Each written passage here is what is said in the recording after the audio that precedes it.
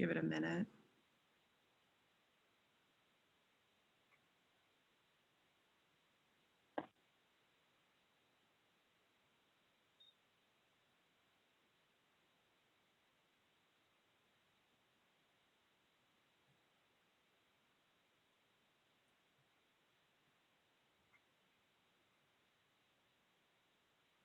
Hi, folks. We're just giving it another minute or two. Let people join.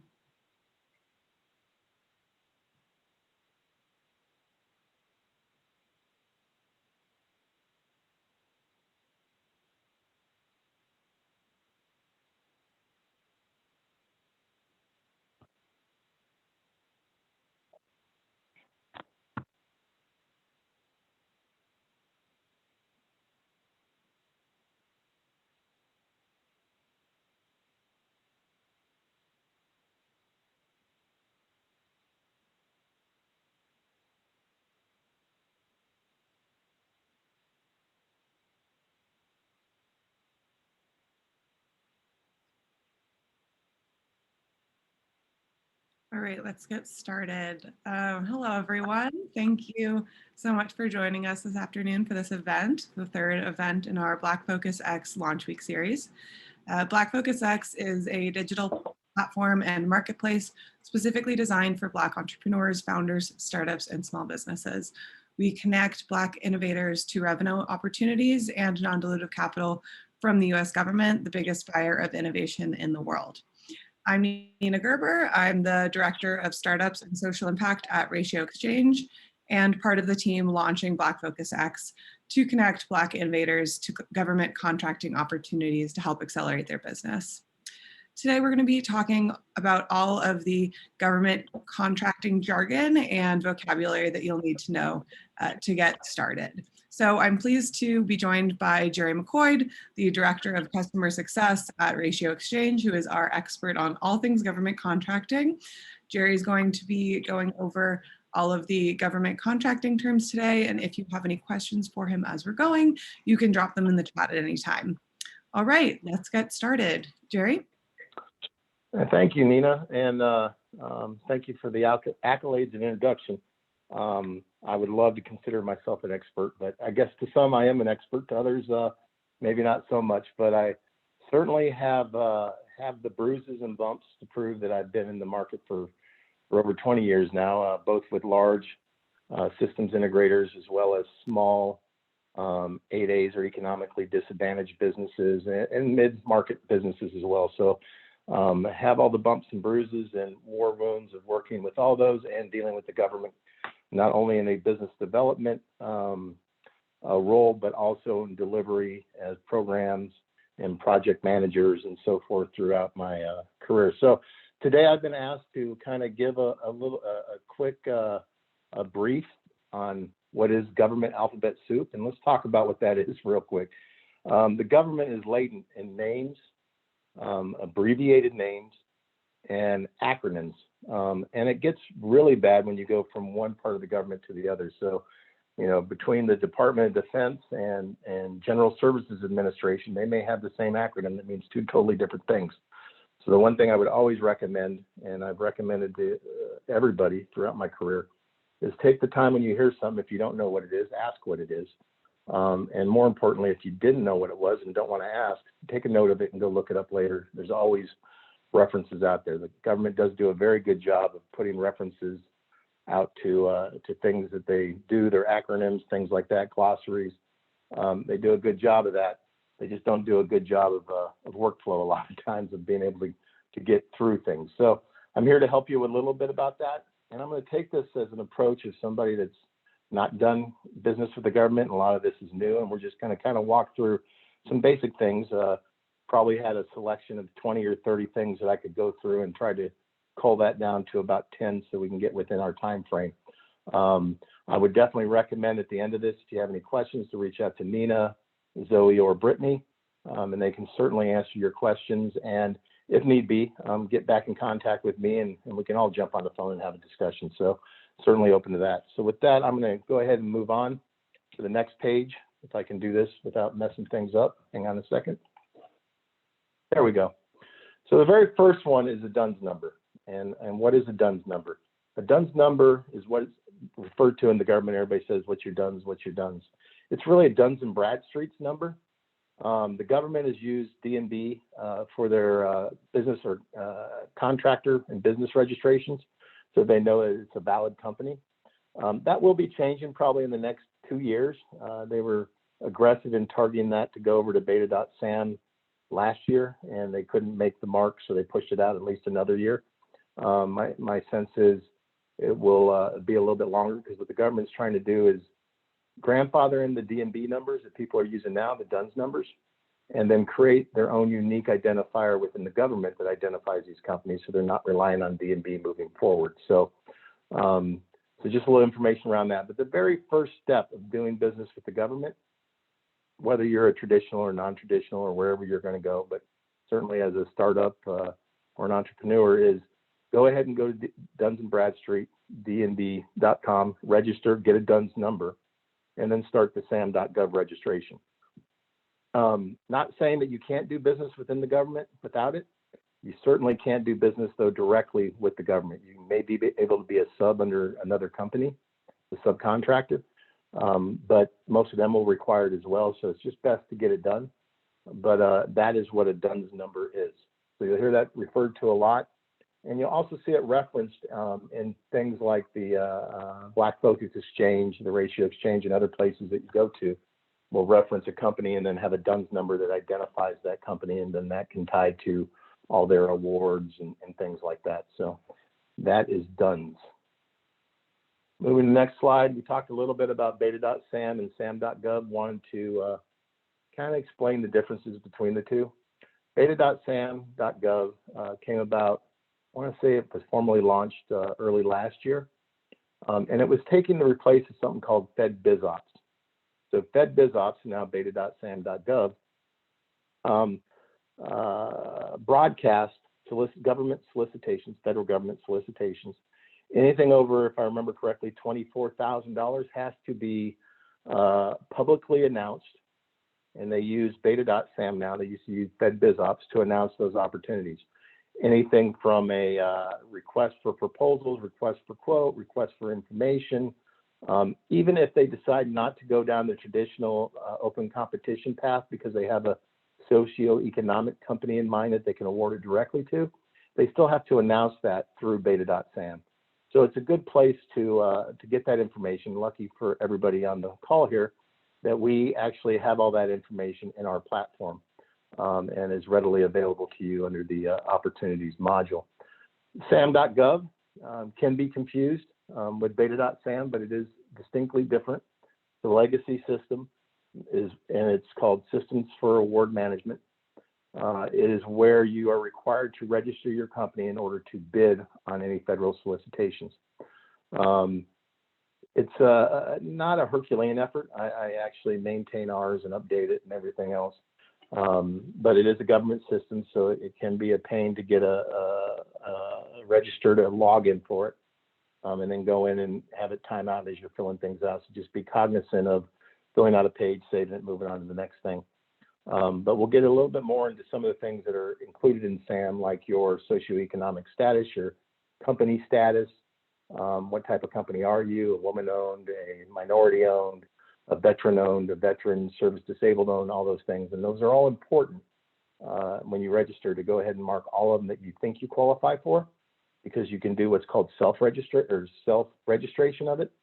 So I can say that I'm an economically disadvantaged woman-owned business. However, when I submit a bid, I'm going to have to give evidence of all these things and all my certs and reps, they call them, with the bid that does qualify me in those areas. We'll get into why those are important in a few slides forward. So let's move on to the next one. North American Industry Classification System, or what's called NAICE.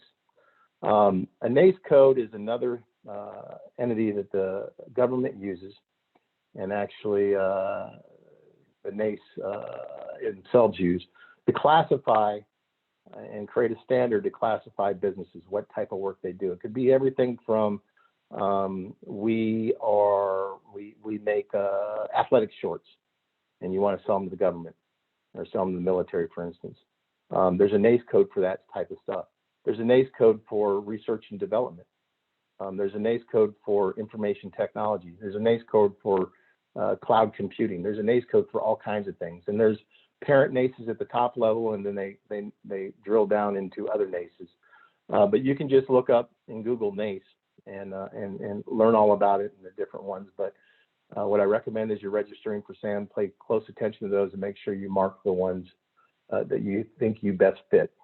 Why are those things important? Because what we call demand innovation or demand side, which is the federal government related entities that are out looking for either A, products, B, innovation, C, services, or D, capabilities.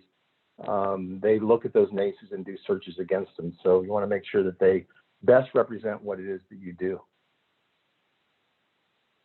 So I'm going to move on from NACEs, and we're going to get into some of the socioeconomic business classifications and set-asides that I was alluding to earlier. There's many of these, and I'm only going to pull out probably 3, but there are many of these, and these are self-certified in the beginning. So in other words, as you're filling out your SAM registration, you're going to get to a part that says socioeconomic classifications. And you can go through and check all of them, and they will show up in your SAM registrations as you are a, for instance, woman-owned company and a minority-owned company and a service-disabled veteran-owned company. You can be all 3 of those. Those are important because depending on your classification, the U.S. government actually sets aside segments or portions, slices of their trillions of dollars that they spend every year for certain business classifications. Small disadvantaged business is a very generic, high-level one. It covers all kinds of small businesses that have economic disadvantage or social disadvantage in some sense. They set aside not only at the small disadvantaged business level, but at the 8A level, at the woman-owned level. They set aside money. So there's money there for you to compete on. It's just a matter of making sure that you are selected. You select in there that you are one of these categories. And that B, through things like the 8A program that Small Business Administration runs, actually gets certified by them as an 8A. These are very powerful things. Again, the government has money set aside at every agency and every Department of Defense command that they have to give X amount of money to these businesses. And just because there's not a business in their area is not an excuse for them. They have to meet those goals every year. And if not, they have to answer to them. So certainly something that's advantageous for anybody that fits into any of these categories. I certainly recommend to do that. Again, small disadvantaged business means that you are a small business and in some way disadvantaged, whether that be economically disadvantaged or otherwise. We'll move on to woman small business disadvantaged, same thing. This one as well, although you can self-certify as a woman-owned small business, I believe you have to get, as a matter of fact, I know you do, you have to go through SBA to get certified to have your reps and certs that said, yes, this is a woman-owned small business, and yes, they do qualify for this type of set-aside. So again, the government, just to recap before we go on to the next one, the government cuts out segments of their budget that are set aside for different socioeconomic categories. And if you're one of those, you have access to that, and only companies like yours with that classification have access to that money. So it's certainly worth doing. But woman-owned is another one. An 8A program, or 8A as you will hear, is probably one of the most powerful ones. During some of my 10 years at smaller businesses, one in particular was an 8A, had great contract vehicles to do Department of Defense work, but didn't have the relationships or awareness of where that work was. I actually went to that company, built them a $20 million business in a year for Department of Defense, based on my personal relationships with potential clients and our ability to get our participation in the 8A program and ability to get what we are called direct awards. So the U.S. government, by law, is supposed to openly compete these things. It's called the rule of 3. 3 companies have to bid on it, or they have to go recompete it or figure out another legal way to give it to a company. The 8A program circumvents all that and allows them to directly award you up to $4 million per contract, not per year, but per contract. and that's just the base of the contract. They can give you more options on the back end, but it's a program that you can very rapidly build your business. If you know a client that or somebody in the government that needs what you have, it's easy access for them to contract it to you, and they don't have to go through 4 or 5 years, or a year of the procurement process to get it contracted. And a lot of times what they'll do is they'll start with smaller segments of money, maybe give you a $500,000 award to prove yourself. And then once you prove yourself, then suddenly the floodgates open up. They tell all their friends that you guys do great work. You are in the 8A program, and they can direct award to you. It is all fair. It is FAR-based or Federal Acquisition Regulation-based, and it is there to take advantage of. And if there's anything I can recommend to any business, if there's any way you can get into the 8A program, by all means do it. That is an SBA or Small Business Administration program that you can go to sba.gov, look it up, learn a little bit more about it. But if you qualify socioeconomically disadvantaged, then and over 51% of the company is owned by that person, then you qualify, and I would certainly recommend getting into that program. Moving on to federal procurements. So solicitation, we've talked about some of these terms, and I kind of struggled with how I was going to do this flow in this presentation, but decided to put all the solicitation stuff on the back end. But we'll get into what a solicitation is. So solicitation is a very generic term. It means invitations for bids, requests for proposals, requests for information as well to some extent. But a solicitation is the government saying, I need X, and I need people to tell me how they would deliver it and how much it's going to cost. And then I will take all the people that come in and submit. We will sit down with a committee, what we call source selection committee. They will score the proposals, and then they will award it to somebody. At the same time, taking into consideration things like socioeconomic classifications. They can't do that, though, if it isn't listed in the solicitation. It says it's for these type of businesses. So they can only take in things and consider things that have been have been broadcast prior to solicitation. So solicitations, again, 24,000 or above are publicly announced. A lot of the ones below that will be as well, but by law, anything over $24,000 the government awards has to go through beta.sam now and has to be announced through there so everybody knows about it. But solicitations, think of it as a very high level, things coming out of the government. They need something, you may be able to respond to it. I don't have well, let me go into FAR first. Federal acquisition regulations. You'll hear things like this is not a FAR-based solicitation or procurement, or it is a FAR-based solicitation and procurement. What FAR is a regulation book, a set of regulations that the government has put forward. It said we will follow these things to make sure things are fair and open for anybody to compete and win, regardless of who you know or who you are.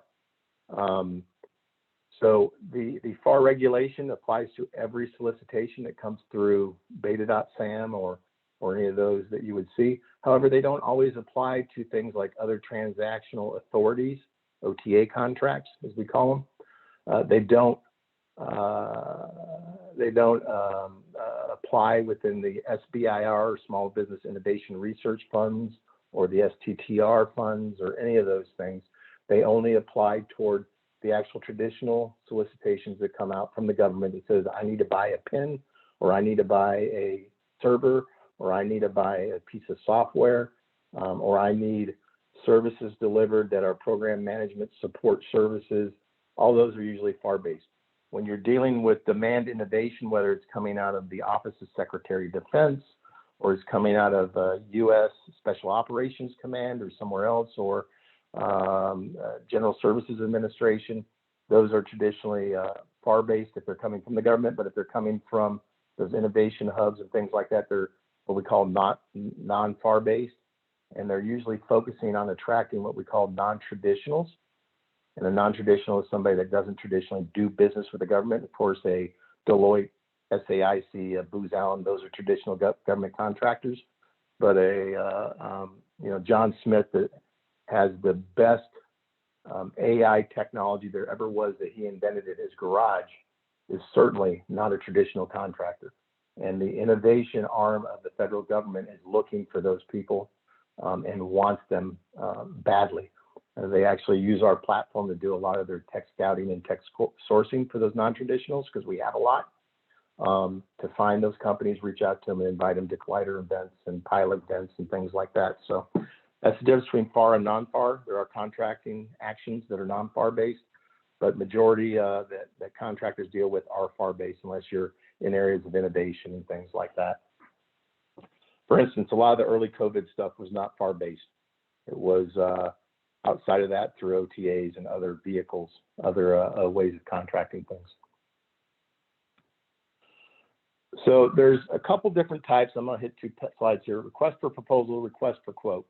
There's also one I did include in here, which is RFI, or request for information. So let me start with that one, although we don't have the slide. A request for information is a lot of times things that the government's kind of exploring doing. And think of an RFI, or request for information, as they are soliciting or querying industry to say, this is what I need, who can do things like this? Say I need the best facial recognition technology there is. I need a enterprise system with a big data lake in it, and I need to be able to do analytics and all these things, and who can do those things? And they will set out an RFI through beta.sam or through our platform as well. And that RFI will give you a date and how to respond to it. And all they're looking for is really a capability brief, for lack of a better term, that says, I can do this, my company can do this, and this is how we do it, and these are the things we have. And then you submit that, and they disappear for a while. The government does. What they do from that is that's kind of their market research in some ways. And then they turn around and come out with a request for proposal or an RFQ or an RFP afterwards. So it's important as an early stage company to respond to those RFIs if they are in your strike zone. And the reason being is, one, for awareness that you even exist within your target organization or target agency that you're going after. A lot of them don't know all the companies. They know the people they deal with all the time, but they send these RFIs to learn about more companies. So that's important. Other times you'll have RFIs that if you don't respond to the RFI, then you can't respond to the RFP. So always be cognizant of that. You don't look at RFI and say, well, it's not that important. I don't care if they know who I am. When the RFP comes out, I'll bid on it. It doesn't always work that way. A lot of times they'll say you're required to have bid or to submit to the RFI to submit for the RFP. That happens a lot of times on these big procurements. I think JEDI is the cloud infrastructure procurement that the government put out, or defense put out a long time ago, that Microsoft won, that went into all kinds of legal stuff going on with it. But that type of thing doesn't come out in an RFI, it comes out as an RFP. They know that the Amazons of the world, the Microsofts of the world have these capabilities, so they just put an RFP out, let people submit to it. However, it was something similar. They don't know everybody, and they put it out, and they get 100 responses to RFIs. So they'll use that RFI as a way to cool down the amount of responses they get for the RFP by saying, if you didn't respond to the RFI, you can't respond to this RFP. So just be aware of that. Ooh. So again, RFPs, open competitions. They're requesting proposals. They'll give you a timeline. It's usually 30 days after announcement.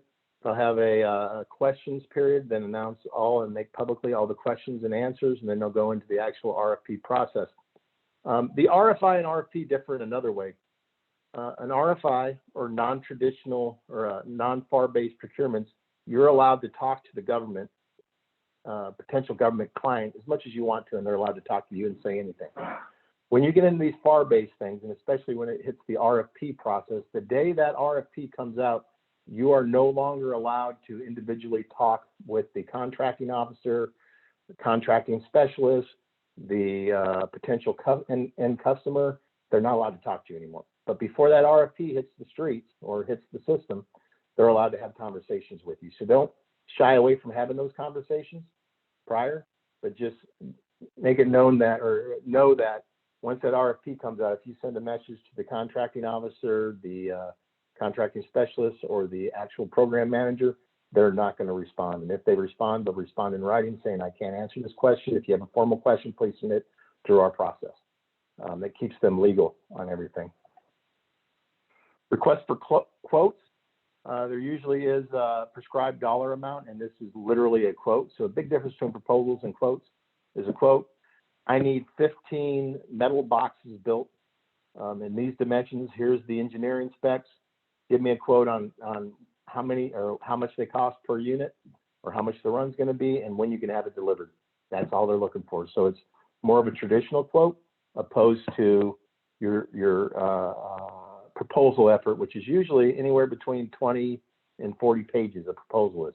A quote's usually 1 page. They're just looking for you to put some pricing in and send it over to them, and then they'll award it to somebody. So moving on, we talked about 8A, sole source action. And I'll just read off here: contract for the purchases of supplies and services that entered into a proposed, proposed to be entered into an agency after soliciting negotiation with only one source. So sole source, of course, is one source. There's certain criteria that you have to meet, the government has to meet to do a sole source. One is they have to announce it and let that announcement sit for a while. I can't remember the exact timelines, maybe a week or two. Shoot, it may be just a day or two. But they have to announce it, and then they have to wait for people to come back and say, no, don't sole source it. I can do it as well. We can do this in an open competition in the same type of company. 9 times out of 10, that doesn't happen. 9 times out of 10, they'll announce they're going to intend to sole source, and then they'll sole source that company. Sole sourcing is very sticky. 8A program absolutely can be sole sourced too. Within the Veterans Administration, if you're a service disabled veteran-owned business, small business, you can get sole sourced in VA, from the Veterans Administration, because they have a specialized 8A program per se for SBVO, SBs, or service disabled veteran-owned businesses. So they can sole source there.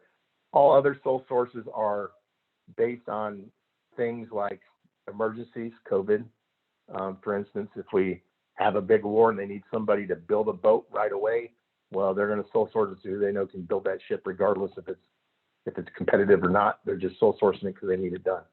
But again, this is what's used quite a bit with 8A companies, sole sourcing.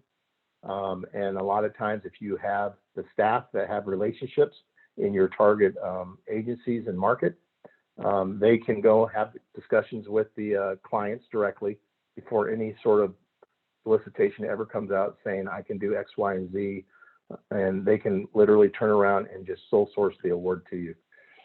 Some agencies are more apt to do that than others.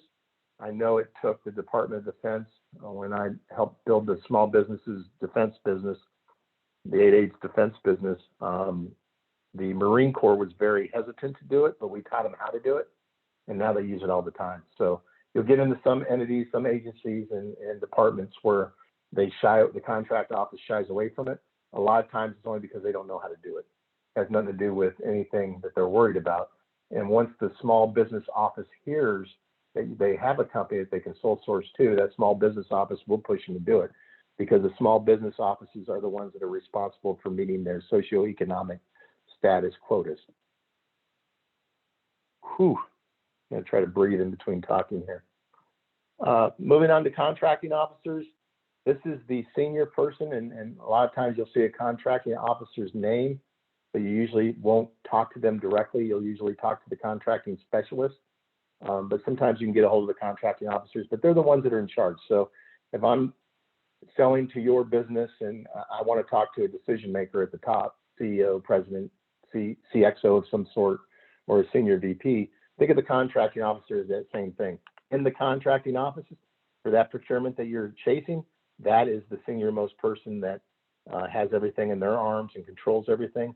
So that's who a contracting officer is, opposed to, or the administrator of the contract, opposed to the contracting officer representative that will be engaged during the contract. But once the contract's awarded, they'll also be your core, who is your contracts rep on the contract as you're delivering. If you have issues with the program manager or the contract, or they're trying to get you to do work that you didn't contract to do, then that core contracting rep will be the one that you'd want to talk to. All right, lastly, last slide we have here, and I don't know how long, and we're actually doing good on time. I talk slower than I normally do, so thank God for that. Subcontractors and subcontracts. So it's twofold. One is you can be a sub under a, say, Deloitte. They need your specialized capability on their contract to differentiate them against somebody like Booz Allen or an SAIC. So they bring you onto their team and they create a subcontract with you and you're on their team, and they actually broadcast that you're on your team to kind of round it out. Sometimes those big companies will have what's called a small business plan that they need to put together, and the solicitation will be put out for anybody, open competition, knowing that the big companies are all going to bid on it. But they'll require the winner of the award, or the prime, to submit on a yearly basis their small business plan, and then report on their small business plan and how much business they're giving to socioeconomic disadvantaged businesses and small businesses. And that's a subcontract relationship you developed with the prime, which makes you a subcontractor. The government does not directly contract with a subcontractor. You are contracted with the prime entity that won the contract with the government. That being said, the government takes it very seriously that prime contractors are treating their subcontractors correctly. So there is an avenue of complaint to go up to the government that, large company ABC hasn't paid my invoice for 6 months. They're going to say, well, that's not my problem, but they're going to note that. And they'll note that on that company that they're not doing things properly, and they'll go and actually run a review on that company. So most small businesses and entrepreneurs usually start off as a subcontractor to a larger company in FAR-based solicitations, and then get their feet wet with RFIs, getting used to more FAR-based solicitations. And I think depending on what type of technologies, capabilities, and services you have, another good channel is always those innovation entities, whether they be a DefenseWorks, a SoftWorks, a Joint AI Center for the Department of Defense, or the Office of Secretary of Defense's Innovation Hub, things like that. You can certainly, if you have the right things that they're looking for, cut your teeth there as well. So I think that's all I have for today. Again, thank you for your time, and don't forget to check out the BlackFocusX at blackfocusx.com. If you have any questions, please reach out to Nina directly. Her email address is at the bottom of this slide, and she certainly knows how to get a hold of me and the others that I would say are experts above me, that even know this stuff better than I do. But collectively in the senior ranks of Ratio, although we no longer compete in the federal market, we're here to support all of you. We have many, many years of collective experience working with the federal government and dealing with all these things. So don't hesitate to reach out, and we're always happy to answer any questions. So with that, I will hand it back over to you, Nina. All right, wonderful. Well, I want to thank you, Jerry, for sharing your time with us today, and also thank all of you for joining us. It's been a really great opportunity to learn the basics of government contracting vocabulary. There's so much more to know, but this was a really great primer to help innovators get started exploring the contracting space as a market for their business. So if you're interested in learning more about BlackFocusX and how we can support your Black-owned business exploring the government contracting market, you can contact me via email at nina.gerber@ratioim.com. Which is also on the screen, or you can go to blackfocusx.com and sign up for our newsletter to stay updated on federal market insights as well as events like this. And finally, we have 3 more events in our launch week, and we really hope that you can join us here on Zoom tomorrow and on Clubhouse on Thursday and Friday. Thanks again, and have a wonderful rest of your day. Thanks, Nina.